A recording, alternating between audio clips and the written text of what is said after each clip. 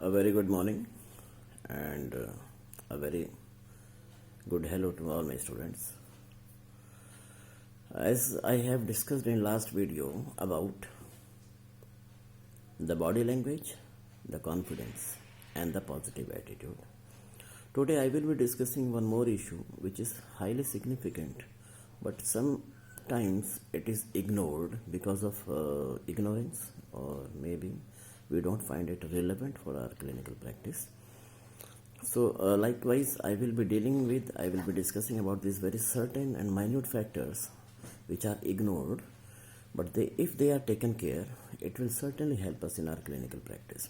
Because ultimately we need to understand one thing, that we are not dealing with machines, we are dealing with human beings, and therefore that emotions, that sentiments is an integral part of that patient and clinicians or the doctor's chemistry or the bonding. So one very significant aspect is that a doctor should never be biased. Biases in the context of everything. Like, you should not be biased that the patient is having such and such symptoms, so therefore diagnosis has to be essentially like this. Many times it is possible that the symptoms may resemble. There may have a different pathology, there may be different diseases, but sometimes they have a resembling or a common presentations. So we must be careful about this. We should not reach to the conclusion very fast, or I can say we must not be biased, or we must not be in hurry to reach at diagnosis. So we have to follow the steps, the basic concept, the case history taking, which starts from the name of the patients and which ends till the treatment protocol, which is finally ends up when the doctor says, okay, fine, now there is no need of treatment.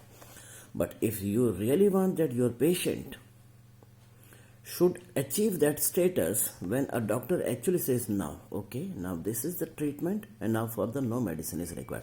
That is one step which every patient likes and wants to hear. And that is missing. Why? Because sometimes when we are biased, we have made an exaggerated or a very early diagnosis, then we are sometimes finding it difficult that at what stage we have to say that particular sentence to the patient, which patient wants to listen. And this we all have experienced in our life also. When doctor says, now further treatment is not required, you're absolutely fine. That is the one thing which everybody is willing, wishing or desiring to listen. So that position or that condition can be achieved only then when we are not biased. Your diagnosis or your prescription should not be prejudged.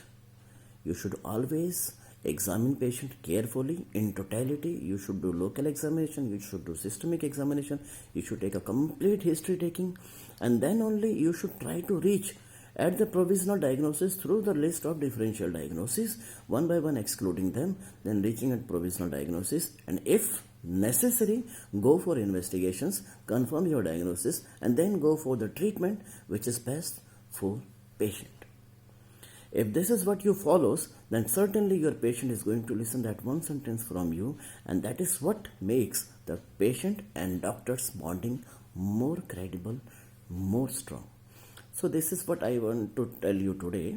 I may be coming with further few certain factors which are very essential, but most of the time ignored in later videos also. Till then, I will say, have a great day. I wish you all the success in your career. Take care.